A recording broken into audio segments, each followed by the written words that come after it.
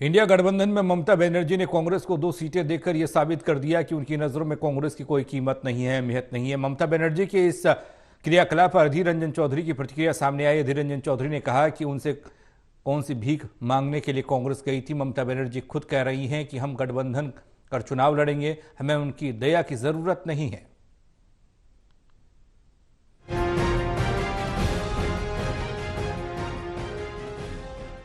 India गठबंधन में ममता बनर्जी ने कांग्रेस को 2 सीटें देकर यह साबित कर दिया कि उनकी नजरों में कांग्रेस की फिलहाल कोई अहमियत नहीं है।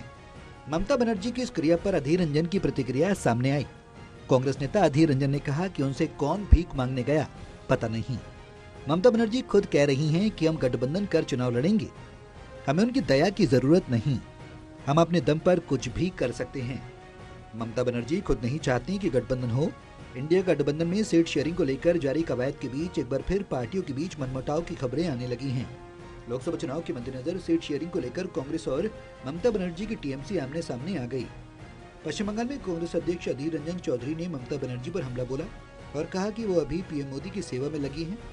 अधीर रंजन चौधरी ने आरोप लगाया कि ममता बनर्जी कांग्रेस के साथ गठबंधन नहीं करना चाहती हैं और कहा कि उनकी पार्टी लोकसभा चुनाव में अपने दम पर भी चुनाव लड़ सकती है।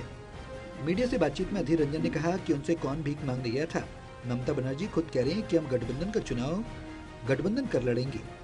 ममता बनर्जी खुद नहीं चाहती कि गठबंधन हो। अगर नहीं होता है तो सबसे ज्यादा खुशी पीएम मोदी को होगी और ममता बनर्जी आज पीएम मोदी की सेवा में लगी हैं। सूत्रों के मुताबिक कांग्रेस नेता अधीर रंजन चौधरी ने टिप्पणी तब की जब उनसे तृणमूल कांग्रेस द्वारा आगामी लोकसभा चुनाव के लिए पश्चिम बंगाल में कांग्रेस को 2 सीटों की पेशकश के बारे में पूछा गया। मुख्यमंत्री खुद सवाल उठाए तो क्या किया जाए? हमारे आलाकमान तय करते हैं क्या होना है या नहीं होना है।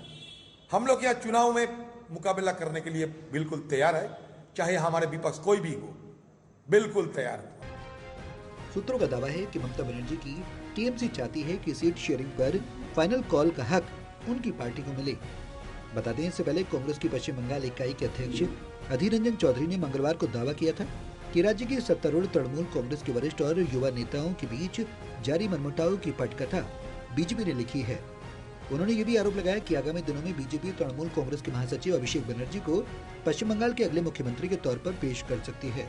सोमवार को तृणमूल कांग्रेस के 27वें स्थापना दिवस समारोह के बीच पार्टी के आंतरिक मतभेद सामने आए।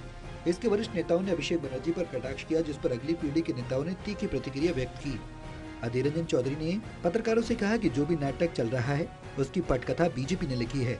अगर किसी दिन बीजेपी अभिषेक को अगले मुख्यमंत्री के रूप में पेश करने लगी तो आश्चर्यचकित न होना।